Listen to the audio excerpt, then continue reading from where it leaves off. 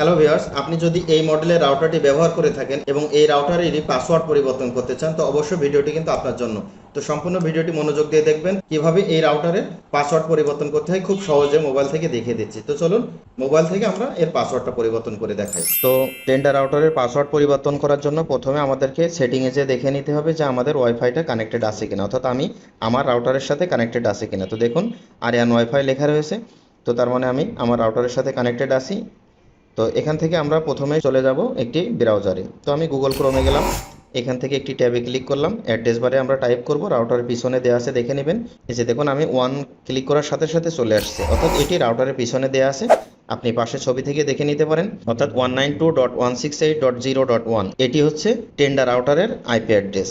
তো টেন্ডার, টিপি লিঙ্ক, তারপরে ডি লিঙ্ক, এগুলোর ম্যাক্সিমামই এই সেম আইপি অ্যাড্রেস হয়ে থাকে। তো তারপরও আপনি আপনার রাউটারের পিছন থেকে দেখে নেবেন যে আপনার রাউটারের প্রবেশ করার যে আইপি অ্যাড্রেসটা তারা দিয়েছে, অনেক সময় লিঙ্কও দিয়ে থাকে তারা। তো যাই হোক, আমরা আইপি অ্যাড্রেসটাই টাইপ করলাম এবং আমরা গোতে ক্লিক করছি। তো আমরা এখন রাউটারের ভিতরে প্রবেশ করেছি। তো এখান থেকে আমরা দেখুন ওয়্যারলেস সেটিংয়ে যাব, অন্য কোথাও যাব না, অন্য কোথাও আমাদের কাজ নেই, যেহেতু আমরা পাসওয়ার্ড পরিবর্তন করতে এসেছি।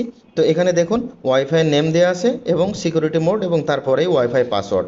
তো এখান থেকে জাস্ট পাসওয়ার্ডটা আমরা যে কোনো কিছু এখান থেকে আমরা সরিয়ে, সাপোজ আমরা এখান থেকে এটি কেটে দিচ্ছি, দিয়ে আমরা ক্যাপিটাল এ ব্যবহার করলাম এবং আজকে দিচ্ছি আমরা নতুন একটি পাসওয়ার্ড, সাপোজ 887766 এবং স্মলার এ।